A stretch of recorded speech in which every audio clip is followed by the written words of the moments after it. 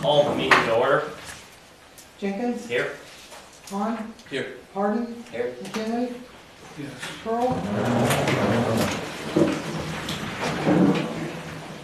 I Pledge allegiance to the flag of the United States of America and to the republic for which it stands, one nation, under God, indivisible, with liberty and justice for all.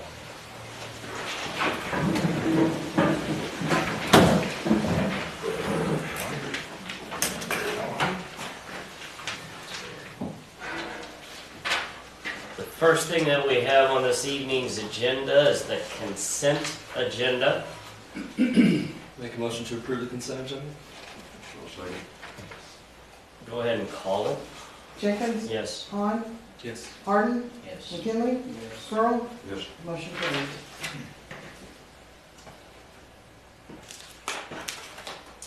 There being no unfinished business, we move to section 3, new business.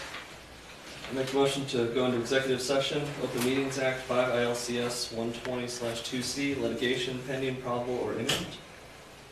Second. Call it. Hahn? Yes. Harden? Yes. McKinley? Yes. Pearl? Yes. Jenkins? Yes. Motion carried. We are now in open session, and we're continuing with new business. Make a motion to approve resolution 2015-9, donation to the Farm City Historical Society. Discussion? How much? $3,000 as I review. Yeah. What's it going to come out of? Tourism? Hotel motel, yes. I provided you, should have been in your packets, this sheet that they had provided me with all their expenses.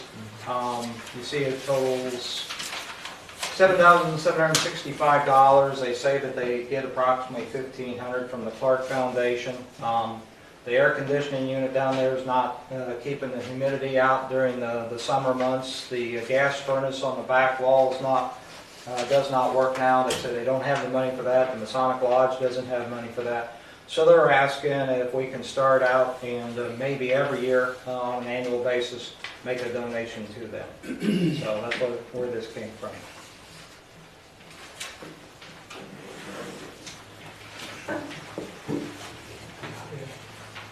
Obviously, this request though is just for this one-time donation, correct? Yes, All right, so, for this budget year. yeah. Any discussion?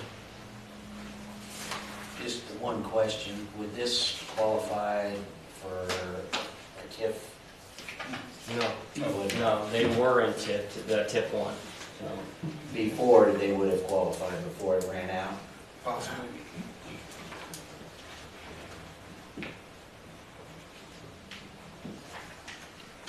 any other questions? Go ahead and call this. McKinley? Yes.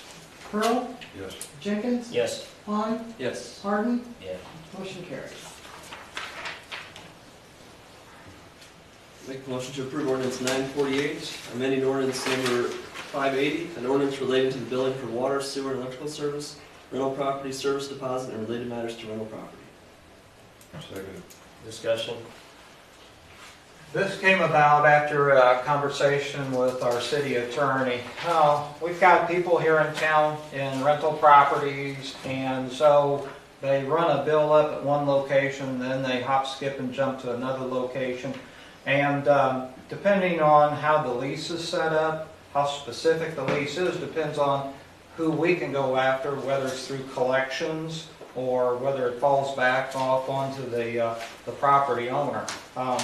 Original ordinance number 580 was an ordinance drafted when Mr. McKinley was mayor, and the only thing that it didn't discuss was people, responsible parties named on the lease. And Ken Beth said, after we showed him ordinance number 580, that we needed to get a little bit more specific, and if somebody wants to come in with rental property, if there's 2 adults, both parties should be named on the lease. That way, we know that if person A fails to pay, we can go after person B. So, Person A being the tenant, person B being the landlord. So you're talking about two tenants. people, two Tenants. tenants. Because we currently have where we can go back onto the landlord, but we're chasing tenants all over the community. original ordinance 580 went to the landlord. Does that make So, sense? the tenant is in one property, property A, and he moves out, owes us money and everything, we're not gonna hook up for him at the next property, and he goes to, That's correct. It's going to follow you. We can have kind of a unique situation. We had somebody living in an apartment. They were in apartment A, they ran up a bill, they moved to apartment B, okay? And so we shut the power off in apartment A, but unfortunately, because of how the lease was written and how vague our ordinance was at the time, we couldn't do anything about it. Now Kinbeth says it kind of gives us another tool to be able to get some collections going. So, why would where do the lease have anything to do with us, as far as if we're gonna put power and utilities in their name?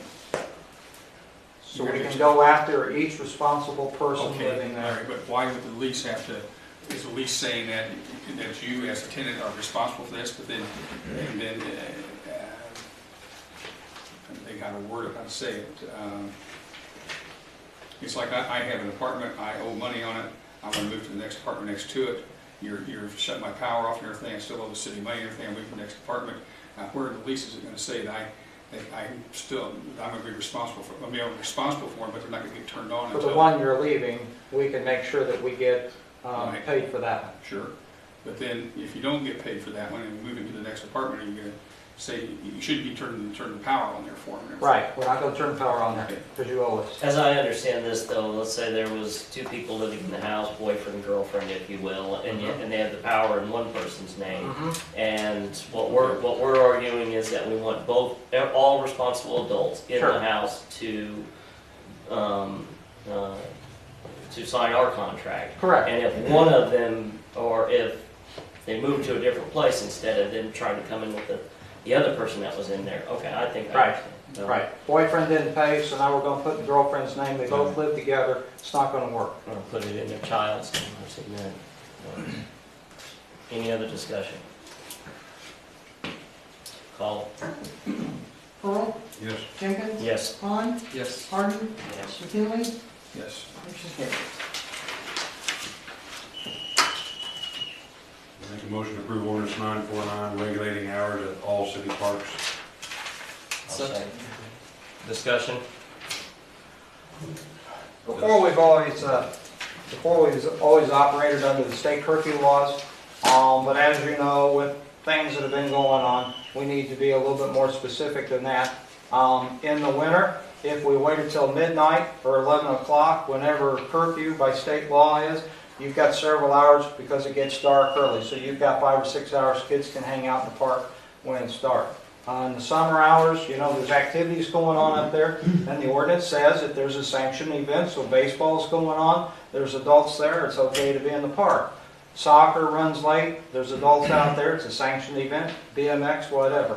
But other than that, from sunrise to sunset, nobody needs to be in the parks, is what we're saying. We're hoping that it will help reduce some of the vandalism.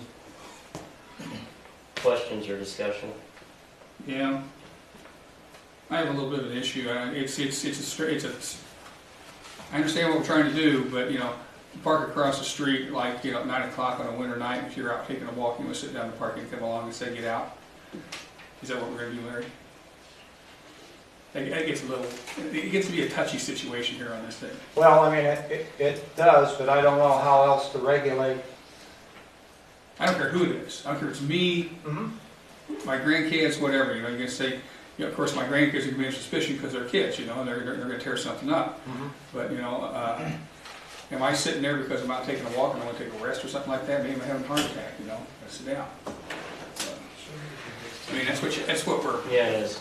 So even if, say, somebody wanted to go out to South Park fishing after sunset, they couldn't be out there? Anybody, adults or? I think this is something, to me, it's got to be A little bit more specific. I do know that there was an incident, of course, and we can't really speak to the incident because there was an incident over a Lehman.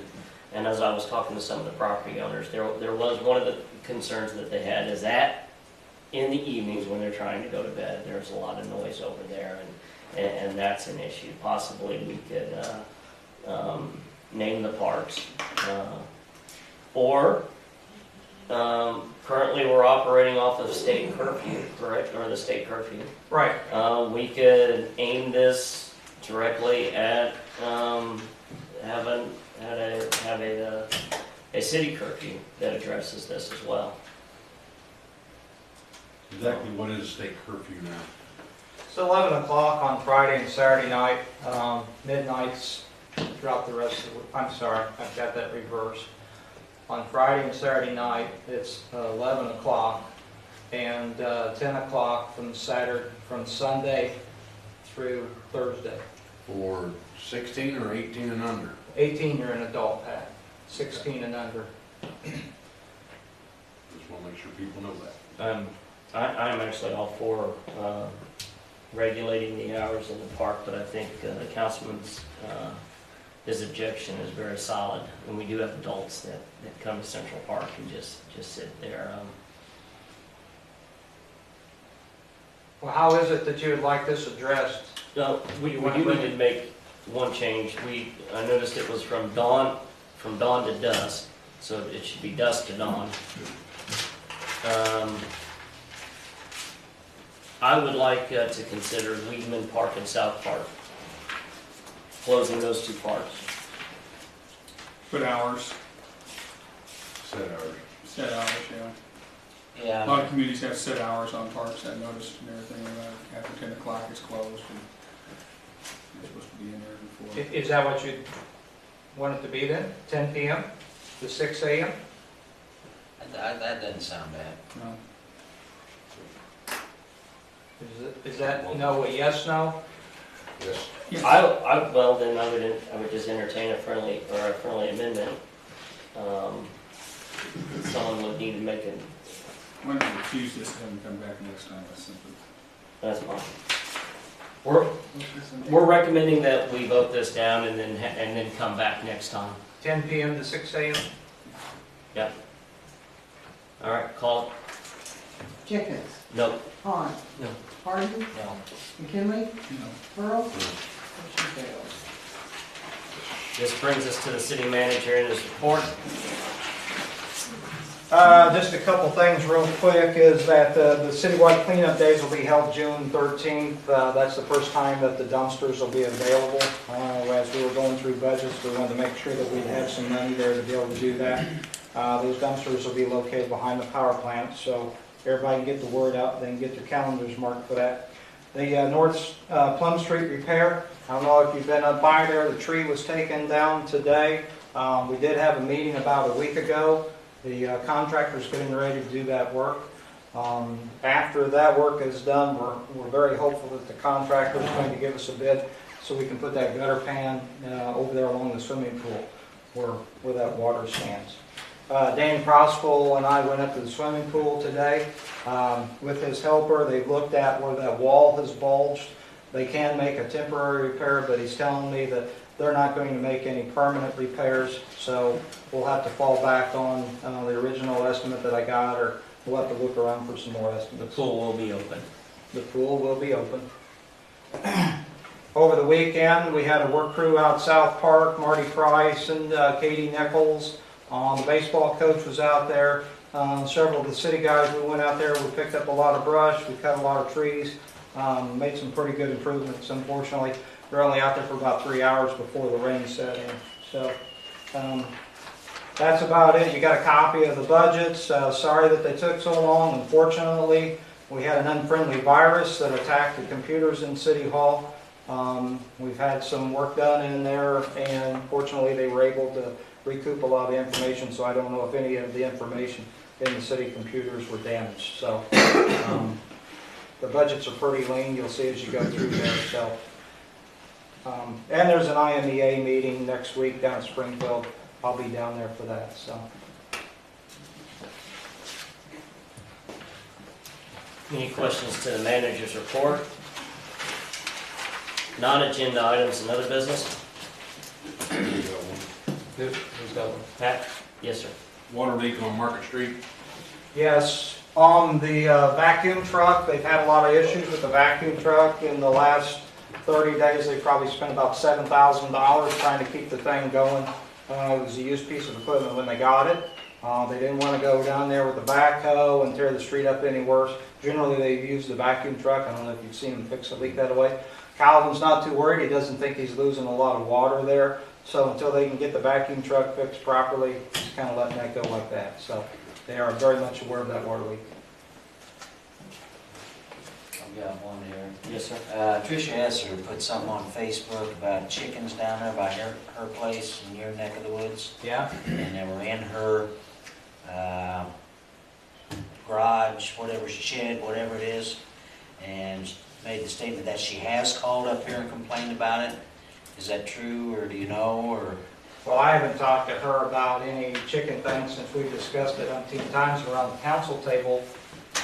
I wasn't aware that there was a problem. The last I knew that they had been corralled, put in a pen, and didn't know that there were any other issues. Okay, well, this is recently it's been on there. I have not talked to her, but we've got an ordinance on that, correct? Yes? Okay. Does she need, if she calls up here, is that sufficient, or does she need to She put should something? be able to call up and talk to the police chief. Okay. Other non-agenda items. We need to schedule the budget, or at least a meeting, discuss the budget for next Monday, 6 o'clock. Is that sufficient for everybody to kind of talk about that a little bit? Yeah. Why don't we talk about it later about that? What's that? Why don't we talk about it later about that? Yeah, by all means. Put that By all on the means, agenda, then. too. Did you receive a letter from a resident in Mansfield regarding an officer? No. One of our officers, okay. No. I believe all of the city councilmen received it, and so there is no formal complaint that's being made, and unfortunately, that's probably sad. Before we go into discussion on this, let me just say this. We get a lot of reports from different people in the community or different people passing through the community, and we get complaints about the police department. I've thought about this, and in watching the media here recently, some of the other activities that have taken place, talking to the chief of police as well, my recommendation is that we start exploring individual body cameras so that if there is an accusation, we can review the tape. And if there is a problem, we can hold the police officer accountable. This is also something that can be used for making sure that when we go to court, when our police officers go to court, if there are charges being filed, that we have another piece of evidence that seem to back up our police officers.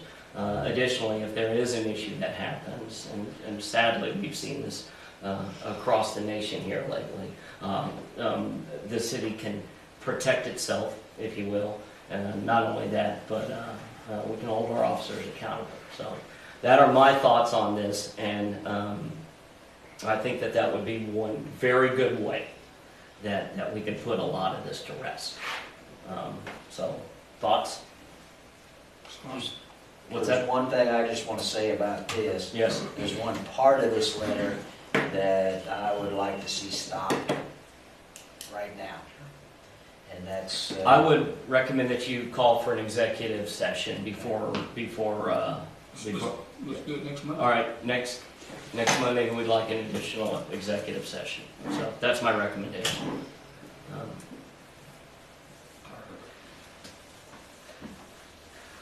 I have another request, city manager.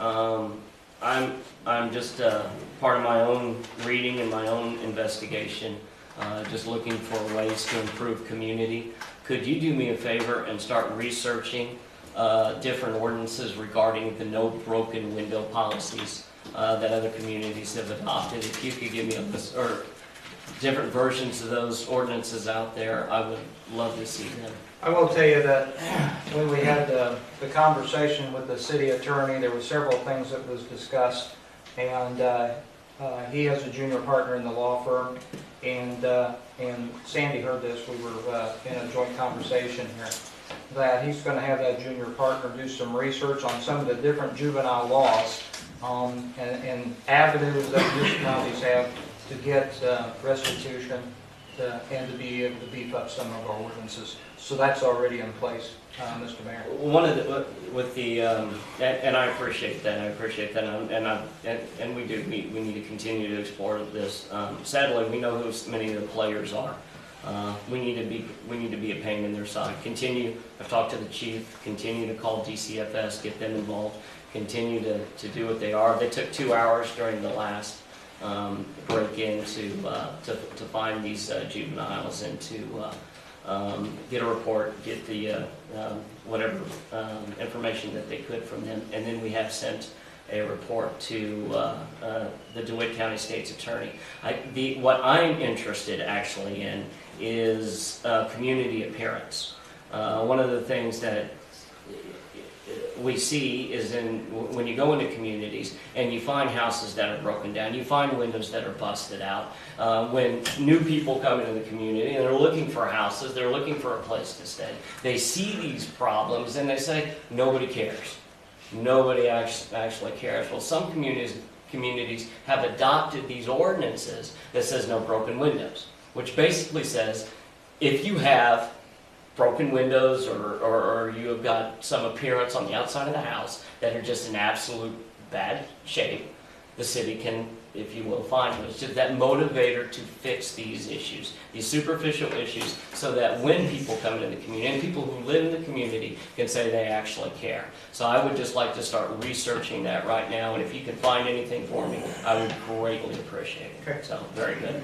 Any other non-agenda items? We have 2 public comments this evening.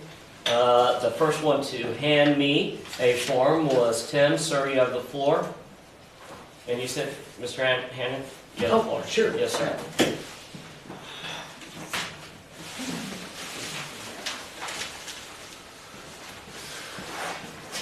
Thank you for the opportunity to speak with you again. When I was here 2 weeks ago, I presented a drawing that I had made. And Mr. Mayor said that he or someone would be coming by on the 9th of April. Larry went by. Yes. Uh-huh. Yes, sir. Now what I have here is a 27-inch long piece of wood rot that has fallen out of a tree since our last meeting. The tree is not a healthy tree. This is a preemptive maneuver. This isn't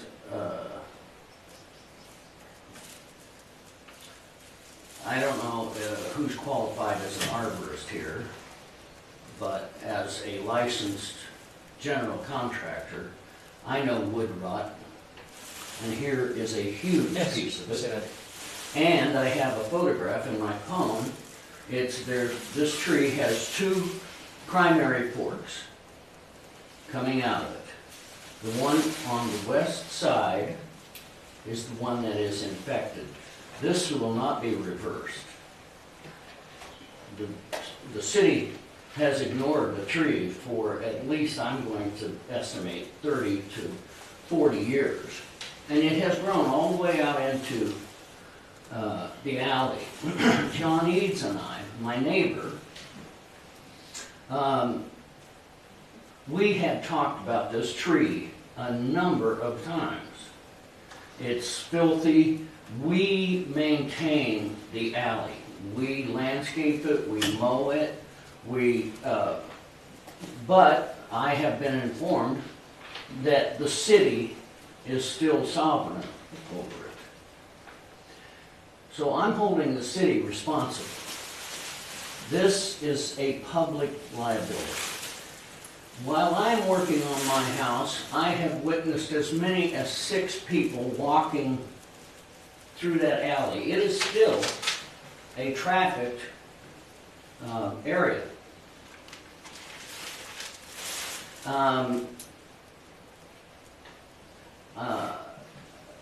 In the last storm that we had, not a major limb, but a limb came down. If somebody had been walking under it, it would have hurt a lot. I left it in place in case you folks want to come by and have a peek at it.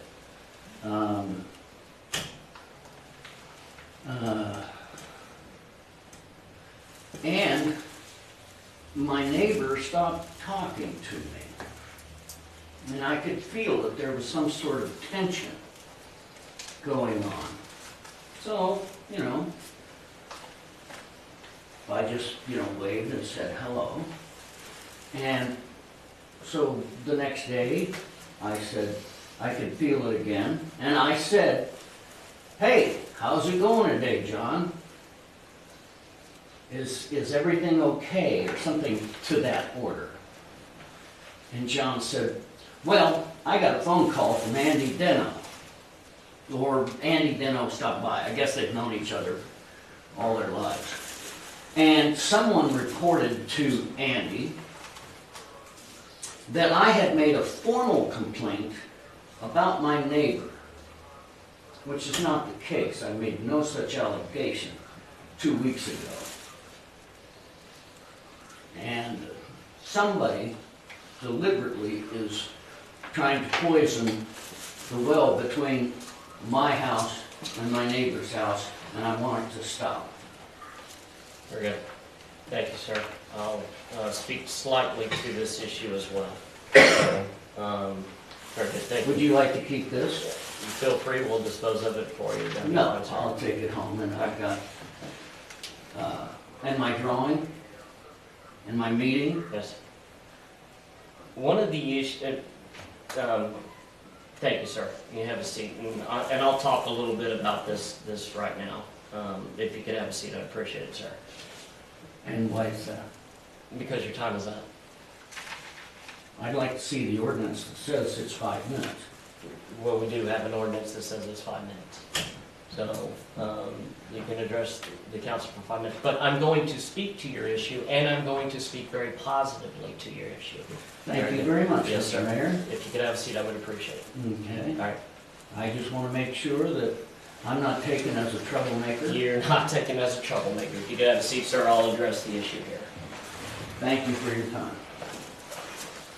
Not at the next council meeting, but not at the additional council meeting that we have next week, but the following council meeting, which will be May 5th or what have you. That'll be the first council meeting under the new council. I would like to bring this up because there is a question at hand: is who owns these trees? Who owns these trees? And I think we need to address this, because the fact of the matter is, and I've seen a number of trees between the road and the sidewalk, if a limb falls and hits somebody, who is liable? All right, we need to have those answers done, because if the answer is that the city is going to be held liable, we really need to deal with this, because there are a lot of trees in this community that have been neglected for decades. And the fact of the matter is, this is one tree. I can point up another tree that would be $2,000, and another tree $2,000. We're talking about a huge problem. So I would like to start addressing these issues. City Manager. Let me just, with a comment that he had made. The very next day, I did go down and look at the tree. Now, I'm not an arborist, but I will get a hold of someone that deals with trees, and we'll get a professional evaluation of the tree. I did direct Chief Deno to make contact with John Eads, because he had said that he uses the alley and needs to come down that alley. Mr. Eads had the alley blocked with his waste receptacles and his pickup truck.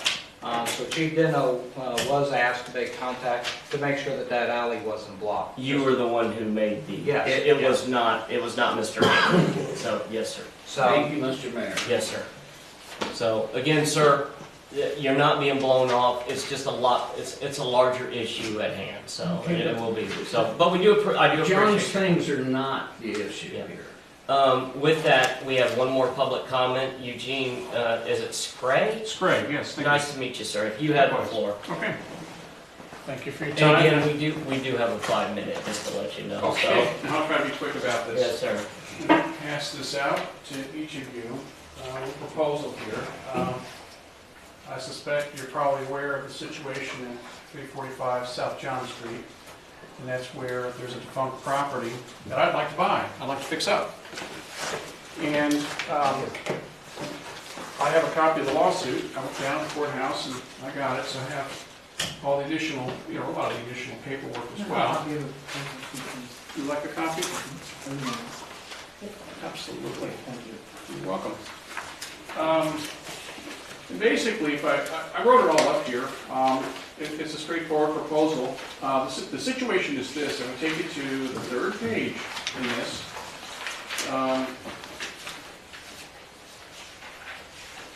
This is what I like to do for the property. I like to fix up the windows. I like to repair the roof. It's listed in the items that are contemplated for repair. And basically, there's a lawsuit to demolish the property that's set for May 1st. And if that May 1st, the decision, if the judge orders the property demolished, I can't get it. And that's really kind of the bottom line. I'd like to fix it up, but I can't buy a property that is set for demolition. So my proposal is, I'd like to make a contingent offer to purchase the property from Bill. I've talked to him about it. He's on board. And the requirement would be that you folks agree to just drop the lawsuit. You can pick it up again. Give me my 180 days to fix up the property, pick it up again, and if I'm unsuccessful in repairing the property, you can come after me, and I have assets. And that really is the simple thing.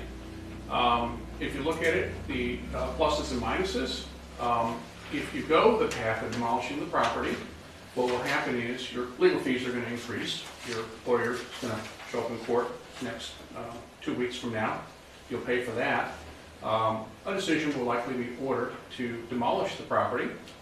The property will be demolished. You'll incur expenses for that. You'll try to get Bill Henry to pay, but I gather he doesn't have any assets. And that'll be the outcome of that. But just give me a chance. Let me buy the property. I'm raring to go. I would have liked to have done this a month ago to buy the property. I'd already be working on it. And I have my crew out there cleaning it up, fixing the roof. Broken windows, no more broken windows. I replace them and get this place going. You own the property? I do. Harbor City area? I'm a technology professional by day, Okay. and I'm a rehabber by night, Got it. so to speak. So you a this is flipper or rental business? getting into it. I have a commercial building downtown Leroy. I've done a couple houses before. I did one in Chicago, a historical restoration project. What's the address of the Leroy building? Leroy building is 114 East Center Street. It's a building in process now. I've got about 75,000 into it and working towards it. Okay. I live in Leroy. I have a lovely house there, 501 North Chestnut. It's a big house in town, and I did a restoration of it, kitchen, bathrooms, all that, and it's all done. My dad used to own a construction company. He was an engineer by day with IBM, and weekends and all that. He did the construction projects. I've been around it all my life and whatnot. I think you'll be very pleased with what I do. I understand your problem. I'm a force for good on this. But we got to move fast because May 1st is the time that's set for trial. All you have to do is write a letter that says we will drop the lawsuit if Gene buys the property.